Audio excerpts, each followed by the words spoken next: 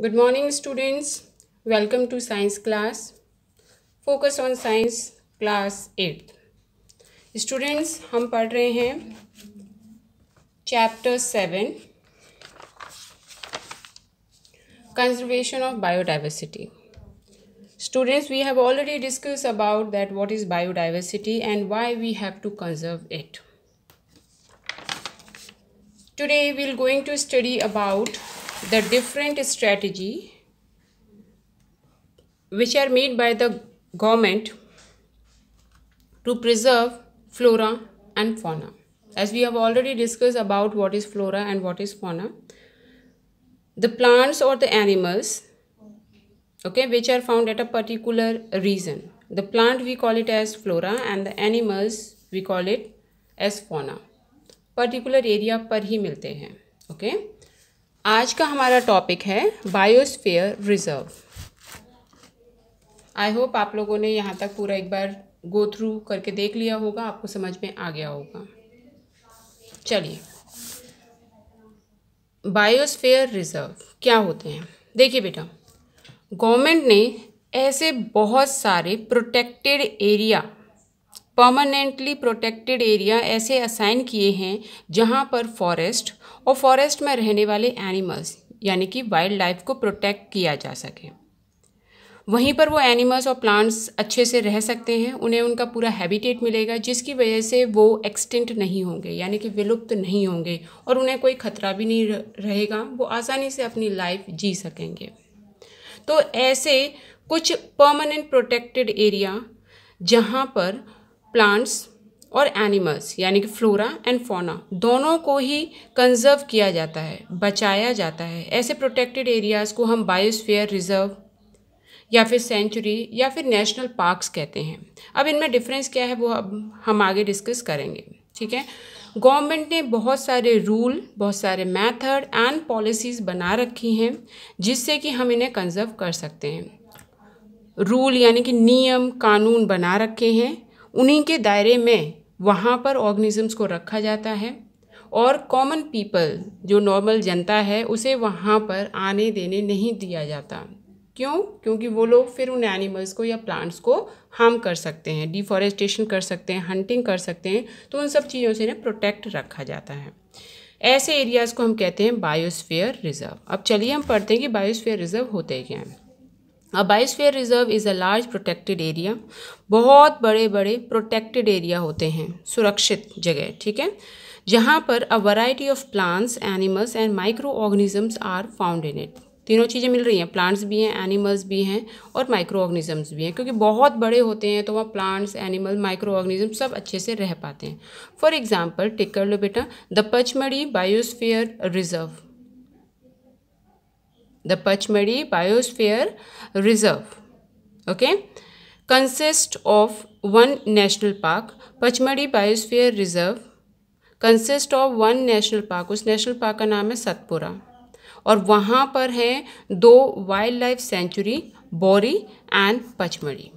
ठीक है, Pachmarhi biosphere reserve में एक नेशनल पार्क आता है Satpura and 2 wild life sanctuary, Bori and Pachmarhi.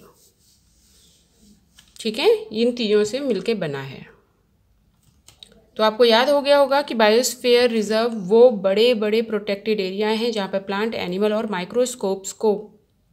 Micro organisms को प्रिजर्व किया जाता है, रखा जाता है, उन्हें उनके जैसा हैबिटेट दिया जाता है. ठीक है, पचमढ़ी बायोस्फीयर रिजर्व, वहाँ पर जरा हम फ्लोरा के बारे में पढ़ें. फ्लोरा यानी कि प्लांट्स के बारे में पढ़ें. जो प्लांट्स वहीं पे मिलते हैं, साल, टीक, मैंगो, जामुन, अर्जुन, सिल्वर फर्न्स एसेट्रा, ये प्लांट्स हैं यानी कि फ्लोरा है वहाँ पर पाए जाने वाले.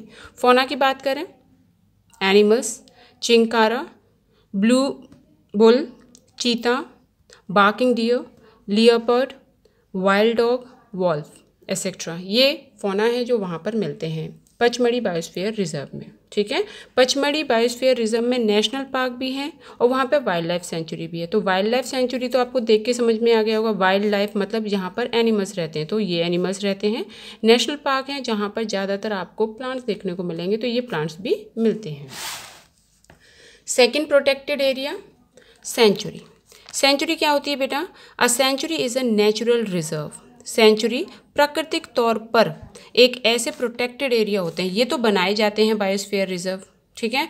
सेंचुरीज ऐसे प्रोटेक्टेड एरियाज होते हैं जहाँ पर animals, where animals are protected and allowed to live in their natural habitat. अब आपको ये बात ध्यान रखनी है, बायोस्फीयर रिजर्व में प्लांट, एनिमल और माइक्रो ऑर्गेनिज्म को प्रोटेक्ट किया जाता है, लेकिन सेंचुरीज जो होते हैं, सेंचुरी में सिर्फ किसको प्रोटेक्ट किया जा रहा है? एनिमल्स को, जहाँ पर उन्हें रहने के लिए जगह मिलती है और उनका नेचुरल हैबिटेट मिलता है, ठीक है। इंडिया में 514 वाइल्ड सेंचुरीज हैं, वाइल्ड लाइफ सेंचुरीज हैं जहाँ पर एनिमल्स रहते हैं। They are protected some of the threatened species. और इन वाइल्ड लाइफ सेंचुरी में हमने बहुत सारे ऐसे एनिमल्स को भी प्रोटेक्ट किया है जिनका खतरा था कि वो एक्सटिंक्ट हो जाएंगे। तो वाइल्ड लाइफ सेंचुरी, वाइल्ड यानी कि जंगली, लाइफ यानी कि जानवर, तो वाइल्ड लाइफ सेंचुरीज वो बड़े लार्ज प्रोटेक्टिव एरियाज होते हैं जहाँ पर एनिमल्स को नेचुरल हैबिटेट दिया जाता है और वो वहाँ पर आसानी से रह पाते हैं, उनकी जान को वहाँ कोई खतरा नहीं रहता और आसानी से वो काफ़ी, उनकी पॉपुलेशन भी बढ़ती है और वो ईजिली वहाँ सर्वाइव कर पाते हैं। नेक्स्ट थर्ड टाइप का लार्ज प्रोटेक्टिव एरिया है, दैट इज़ नेचुरल पार्क, ठीक है। नेचुरल पार्क या फिर नेशनल पार्क, क्योंकि सभी ये नेचुरली ही प्रेजेंट हैं, तो नेशनल पार्क है आपका थर्ड टाइप का, ठीक है। 3 तरह का पढ़ रहे हैं। अब नेशनल पार्क्स क्या होते हैं? नेशनल पार्क्स भी वही प्रोटेक्टिव एरियाज ही होते हैं, area reserved for wildlife where they can freely use the habitat and natural resources. National park वो बड़ी बड़ी जगह होती हैं जहाँ पर वाइल्ड लाइफ यानी कि एनिमल्स आसानी से, आराम से रह सकते हैं, उनको उनका हैबिटेट दिया जाता है और नेचुरल रिसोर्स मतलब पेड़ हो गए, है ना, पेड़ पौधे, जो भी नेचुरल प्राकृतिक तौर पे जो भी चीज़ें होती हैं, नेचुरल रिसोर्स को वो आसानी से यूज़ कर सकते हैं, वो होते हैं नेशनल पार्क्स।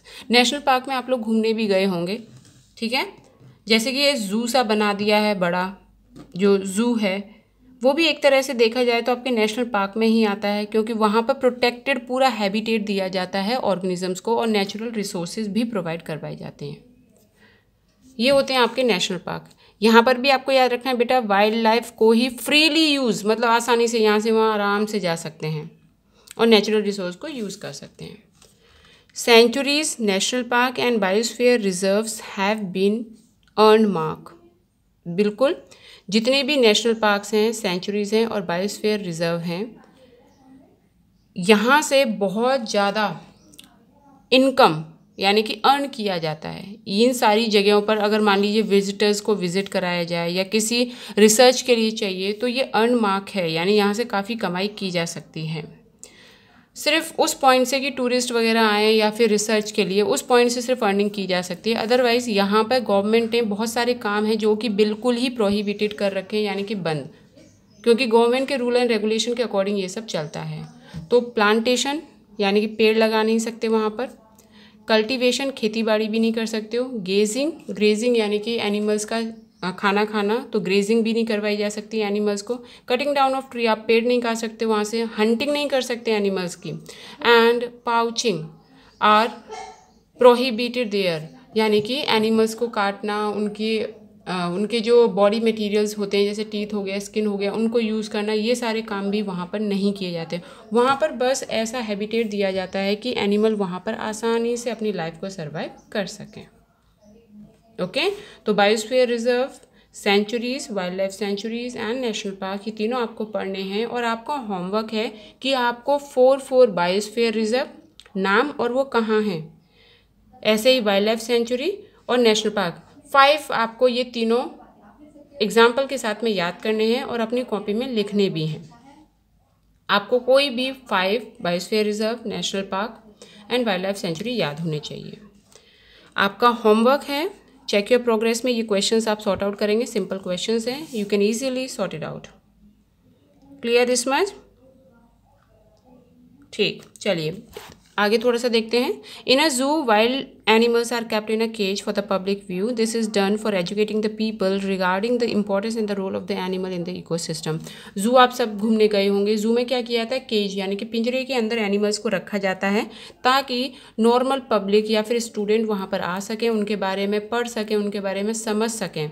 वो बस इम्पोर्टेंस के लिए रखा जाता है, एजुकेटिंग पीपल के लिए, और एनिमल्स को रूबरू कराना, कॉमन पीपल से उनका इंटरेक्शन करवाने के लिए उन्हें रखा जाता है। तो ये एजुकेटिंग पर्पस से रखे जाते हैं ज़ू के अंदर, ताकि आप उन्हें देखें, उनके बारे में समझें। अगर आप कोई चीज़ प्रैक्टिकली करते हैं तो वो ज़्यादा समझ में आएगी। ठीक है, प्रैक्टिकल टास्क भी आपको पढ़ना है। This is your homework. Clear this much?